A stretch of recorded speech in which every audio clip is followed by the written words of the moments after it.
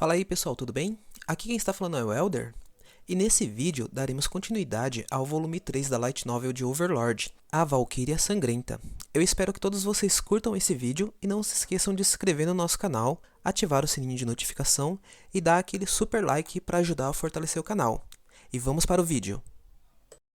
Overlord Volume 3, A Valquíria Sangrenta. Capítulo 2, Vampiro Real.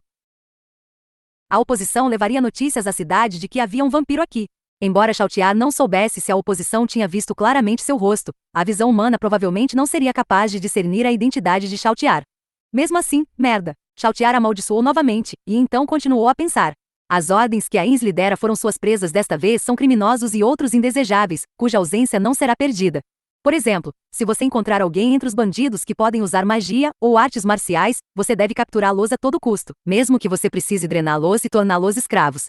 Você também deve capturar qualquer um que saiba sobre esse mundo e que seja habilidoso em combate. No entanto, não chame atenção. Se as pessoas souberem que Nazarick tem envolvimento, no futuro isso pode causar muitos problemas para nós. Isso foi tudo. Sendo esse o caso, ela já havia violado muitos aspectos dessas ordens. Chautiar lutou para resistir ao impulso de arranhar a própria cabeça. Ainda está tudo bem, ainda está tudo bem, ainda está bem. Ela parecia estar tentando se convencer. Talvez o outro lado espalhasse a notícia de um vampiro, mas o nome dela e o envolvimento de Nazarick não seriam expostos. Em outras palavras, ela não deixou nenhuma pista que ligaria o ataque de vampiro daqui a Nazarick. E mesmo se as pessoas na cidade tentassem entender o ocorrido, eles só concluiriam que os mercenários haviam sido abatidos por um vampiro selvagem, se um existisse nessa área. Claro, havia inconsistências em todos os lugares, mas a oposição não seria capaz de encontrá-los sem coletar mais informações. Chautiar continuou pensando. A questão agora era o que fazer com essa mulher nas condições atuais. Embora estivesse enfeitiçada no momento, a mulher não havia perdido completamente a memória. O caminho mais rápido seria matá-la, mas havia uma grande pedra no caminho. Ou seja, por que o mestre de Chautiar havia dado uma poção para essa mulher? Se seu mestre lhe tivesse dado a poção por alguma razão ou propósito, então matar essa mulher obstruiria os objetivos de seu mestre, o que seria muito ruim. Se ela a deixasse ir, seus empregadores definitivamente perguntariam o porquê de ser a única que sobrevivera. Além disso, ela sabia muito, em particular, a aparência de Chautiar.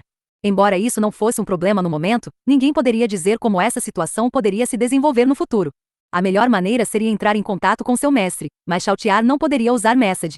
Então o que ela deveria fazer? O Ainsama vai me xingar. Chautiar resmungou tão baixo que ninguém conseguiu ouvir, agarrando a cabeça em pensamento angustiado.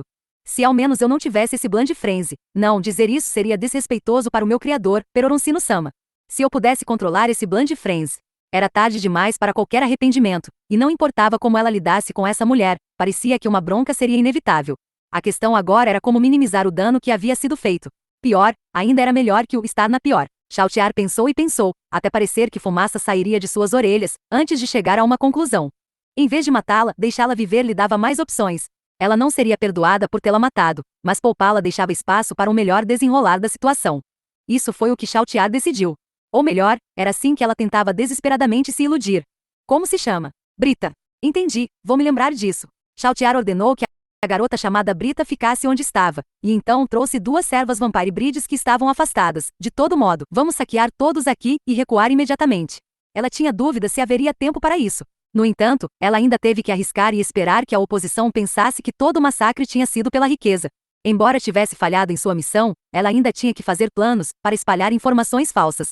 Chautiar-sama, o que devemos fazer com as que restaram? Ao ouvir a pergunta, Chautiar olhou para Brita.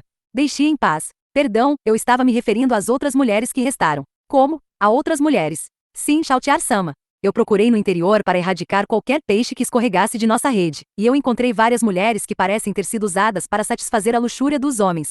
O que devemos fazer com elas? O rosto de Chautiar congelou. Mas o que temos aqui? A mente de Chautiar começou a funcionar novamente. Partindo do princípio que não viram seu rosto, ela poderia deixar duas servas acabarem com isso. Porém, ela não sabia se era a escolha certa. Provavelmente deveria matar todas elas também. Não, se ela fizesse isso, não seria natural que Brita fosse a única sobrevivente. Chautiar estava frustrada por não poder chegar a uma conclusão que a beneficiasse. O que deveríamos fazer? Eu não sei. O olhar no rosto de Chautiar parecia dizer: por que foram me contar essa merda? Se eu não soubesse, poderia alegar ignorância, mas agora que eu sei, se eu deliberadamente ignorar isso, será como trair meu mestre. Tanto faz. Eu não sei. Poupem elas. E jogue essa Brita no meio das mulheres de lá. Não terá nenhum problema. Como eu vou saber? Mas que merda! Cale essa boca. Sinto muito, Chautiar-sama. Estamos de saída. Preparem-se. As Vampire Brides se curvaram e começaram a se mover.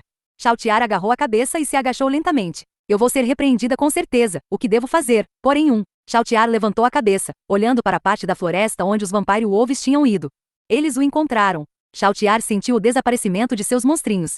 Não foi o desaparecimento por banimento mágico, mas sim desincorporação ao serem mortos. Quando jogarem essa mulher com as outras, venham atrás de mim. Fiquem prontas em seus lugares. Tendo tomado uma decisão, Chautiar fez uma pausa apenas para disparar um comando conciso, antes de correr à velocidade de um relâmpago. Embora ela tenha sido forçada a desacelerar na floresta, enquanto seus alvos fossem seres humanos, eles não poderiam escapar das garras de Chautiar, mesmo quando em alguma montaria. Ela irrompeu da floresta até a última posição conhecida de seus lacaios lobos. Ao chegar, se deparou com 12 pessoas diante dela. Cada pessoa estava trajando panóplia completa, os equipamentos variavam entre cada um deles. Seu equipamento não era simples e funcional, mas tão decorativo e único quanto o próprio equipamento de Chautiar.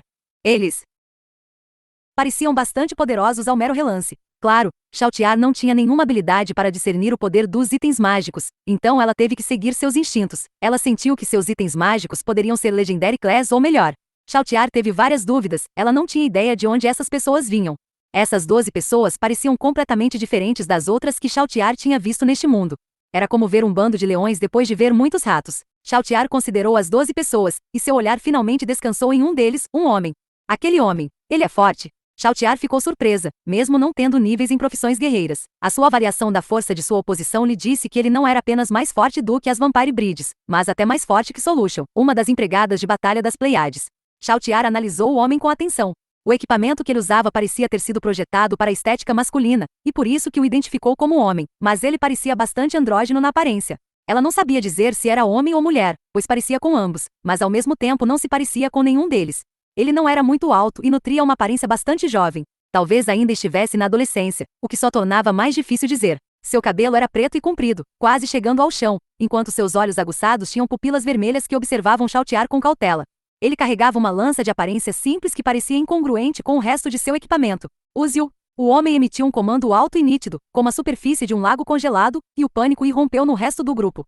Chautiar não tinha ideia do que aquelas palavras significavam.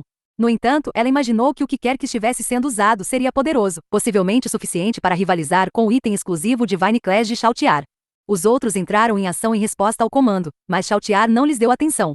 Havia apenas uma pessoa que se destacava em seu cálculo. Os outros não pareciam muito uma ameaça. A formação do grupo foi centrada em torno de uma mulher em um vestido estranho. Tinha um vestido de gola alta, com 2 cortes nas laterais, provavelmente alguma vestimenta feminina. Era de cor prateada, com um dragão de 5 garras bordado em fios de ouro ao longo de sua superfície. No mundo de Ains, esse tipo de vestido seria chamado de kipau. No entanto, a mulher que usava era muito velha, o rosto estava cheio de rugas, as pernas expostas pareciam raízes de bardanas. Ou batatas secas. Esse vestido era completamente inadequado para ela e francamente falando, seria digno de fazer os espectadores franzirem o senho. Chautiar chegou a ponto de desviar os olhos dela. No entanto, este foi o último elo de uma longa cadeia de acidentes e coincidências. Se até mesmo um minúsculo detalhe tivesse ocorrido de maneira diferente, as coisas poderiam ter saído de outra maneira. Se Ains não tivesse capturado Nigun, se Ains não contra-atacasse as magias de adivinhação da teocracia com tanta ferocidade, se a teocracia não tivesse confundido isso com o renascimento do Catástrofe Dragolord, o soberano dragão da catástrofe, se Chautiar não tivesse se distraído, talvez os eventos tivessem se desdobrado de forma diferente. Contudo, a soma de todas essas possibilidades poderia ser expressa como uma inevitabilidade. Esse kipau se chamava Keizekekoku. Um tesouro sagrado deixado para trás pelos deuses que salvaram toda a humanidade, e seu poder excedia o de qualquer coisa que Chautiar carregasse. Chautiar tremeu. Esta foi a primeira vez que Chautiar, como guardiã, uma das entidades de maior patente na grande tumba de Nazarick, alguma vez estremeceu. Foi uma sensação sutil, podendo até mesmo ser chamada de sexto sentido. Chautiar encarou a velha senhora, com a intenção de destruí-la, foi isso que seus instintos lhe instruíram a fazer. Aquela humana tinha que morrer a todo custo. O homem empunhando a lança avançou vindo em sua direção, e assim que percebeu isso, ele estava prestes a fazer seu movimento. Não me atrapalhe. Chautiar empurrou-o para o lado com toda a sua força. No entanto, quando submetido a um golpe que pulverizaria um ser humano fraco, o homem simplesmente caiu e não pereceu no local. Além disso, sua vontade de lutar ainda estava intacta, apesar de ter sido jogado longe. Chautiar lançou uma magia e mirou na velha senhora. Mass Hold Species. Ela queria capturar várias pessoas. Isso porque ela teve uma premonição de que capturar essas pessoas não apenas compensaria seus erros anteriores, mas também lhe renderia elogios. Enquanto pensava nisso, a mente de Chautiar de repente ficou branca. Era como se parte de seus processos de pensamento tivessem desaparecido. Parecia que ela não conseguia compreender o que estava acontecendo. E então, quando percebeu o que tinha acontecido, Shaltiar foi abalada até o núcleo, medo preencheu seu coração de Undyad. Isso era controle mental. Como ser Undyad, ela deveria ter imunidade completa aos itens controladores de mente, mas sua força de vontade ainda estava sendo dominada. Ela tentou desesperadamente se agarrar até mesmo ao ódio que sentia, mas sua consciência gradualmente embranquecia. Enquanto sua mente ponderava inúmeras variações do pior cenário possível, Geir. Ela chorou, lágrimas de sangue escorriam enquanto lutava para lutar contra a força dominante que estava a corrompendo, uma guardiã da grande tumba de Nazarick. No entanto, apesar da resistência frenética de Shaltiar, sua mente foi aos poucos perdendo o discernimento. Ela nem mesmo conseguia usar magia de teletransporte. Isso porque sua mente ficaria completamente ofuscada se ela se permitisse se distrair com esses assuntos. Usando a última chama de sua razão, Shaltiar usou uma habilidade para criar um Purifim Javelin. Era uma lança gigantesca com dano elemental sagrado, e apesar de seu próprio alinhamento maligno, ainda poderia causar um enorme dano a seus inimigos. A coisa mais importante era que ela poderia gastar MP para aprimorá-la com precisão e capacidade de rastreamento perfeitas. Enquanto lutava com todas as suas forças perante a oposição, Shaltiar olhou para a usuária da técnica, a velha senhora que estava planejando corrompê-la. Ela não levou em consideração a vanguarda que segurava o grande escudo espelhado se entrepondo. E então, usando a última parte de sua mente que ainda estava consciente e alerta, ela arremessou. Enquanto sua mente ficava mais branca, ela aprimorou a habilidade usando tudo que tinha, criando um verdadeiro projétil da catástrofe. O golpe raiou como uma estrela cadente destruindo o escudo, perfurando a vanguarda e por fim a velha senhora. O grupo entrou em pânico. Ambos os perfurados golfaram jorros de sangue. Isso foi a última coisa que Shaltiar viu. Capital real do reino Restize. No centro, cercado por uma fortaleza feita de mais de 20 enormes torres circulares unidas por muros cortina, ficava o castelo real Riolent. Dentro de suas profundezas ficava o Palácio de Valência. Havia uma sala dentro do palácio que era mais funcional do que decorativa. Muitos nobres estavam reunidos lá. A silhueta do capitão guerreiro do reino Gazé Stronov era visível entre eles. Ele estava atualmente genuflecto diante do mestre a quem jurara sua vida, aquele que ocupava o trono, o rei Ramposa III. Ele parece ter ficado mais velho. Essa foi a impressão que ele teve do rei quando comparou o homem agora com o homem de meio mês atrás antes de sua partida. Seu delicado cabelo branco estava bagunçado, seu corpo magro não podia ser descrito como saudável por qualquer trecho da palavra, e sua aparência era igualmente deprimente. A mão que segurava o cetro era tão delgada quanto um galho seco, e a coroa que ele usava parecia fazer peso em sua cabeça. Ele reinou por 39 anos e agora tinha 60 anos de idade. Ele deveria ter entregue o trono a um sucessor apropriado, mas o problema era que ele não tinha tal sucessor. Não foi por falta de príncipes para herdar o trono. Pelo contrário, havia 2 príncipes, mas ambos estavam longe de serem ideais. Se ele lhes desse o trono, eles se tornariam marionetes dançando nos cordéis dos grandes nobres. O velho falou fracamente: Capitão Guerreiro, estou feliz que tenha retornado com segurança. Obrigado, Vossa Majestade. Essas palavras simpáticas atraíram uma profunda reverência de Gazer quando respondeu. Eu recebi alguns relatórios, mas gostaria de ouvir o ocorrido de sua própria boca, Capitão Guerreiro. Sim, senhor. Gazer descreveu em detalhes os acontecimentos ocorridos, depois que ele deixou a capital real, e chegou ao vilarejo Carne. Ele deu especial atenção ao misterioso Magic Caster chamado Ainzo Algon, mas não mencionou suas suspeitas sobre o envolvimento da teocracia Slane. Isso porque Gazef achava que seria melhor se menos pessoas soubessem disso, até porque era desaconselhável falar um assunto delicado neste lugar. E assim Gazer gastou um bom tempo falando. Ele narrou uma história heroica de um homem que entrou em cena para corrigir um erro em seu caminho, que mergulhou sem medo no perigo para resgatar os aldeões, sem nunca levar custos em conta. Isso realmente aconteceu? Bem, certamente é uma análise que o enaltece muito. E pensar que ele se colocaria em perigo para salvar os fracos. Vários nobres trocaram fofocas paternalistas sobre a Ainzo Algon enquanto o rei murmurava aquelas palavras de elogio. Um indivíduo problemático. Um errante que não se atreveu a revelar seu rosto para o mundo. Um Magic Caster com um nome estranho. No final, eles até levantaram a ideia de que ele poderia ter encenado o ataque para anunciar sua chegada. Gazef se esforçou para evitar que sua raiva aparecesse em seu rosto. Ele se sentiu profundamente inútil por não poder defender seu salvador daquelas palavras. Havia uma razão para isso, claro. Isso porque os nobres que zombavam de Ains tinham uma coisa em comum, eram de uma das grandes facções do reino, a dos grandes nobres. 30% do reino Restize era governado diretamente pelo rei, enquanto os grandes nobres controlavam outros 30%. Os 40% restantes eram um domínio feudal que pertencia aos outros nobres. Além disso, a liderança do reino foi dividida em 2 facções que lutam pelo poder dia e noite. De um lado estava a facção real, enquanto do outro lado estava a facção nobre, que era composta por mais da metade dos 6 grandes nobres do reino. Embora estivessem atualmente diante do rei, isso era apenas uma extensão do campo de batalha onde ambos os lados lutavam. Por causa disso, Gazef, sendo da facção real, e portanto, servo de confiança do rei, não estava disposto a interpor casualmente. Ele sabia que suas próprias frases desajeitadas não poderiam derrotar esses nobres. Então ele teve que minimizar suas próprias chances de falar algo que levasse a um mal-entendido. As forças secretas da teocracia Aslane sabiam como estávamos nos movendo, e apareceram na hora certa. Ou seja, há uma grande chance de ter um espião dentro do reino. Se for o caso, pode ser alguém da facção nobre. O olhar de Gazer recaiu em um dos nobres, que tinha um olhar excepcionalmente frio em seus olhos.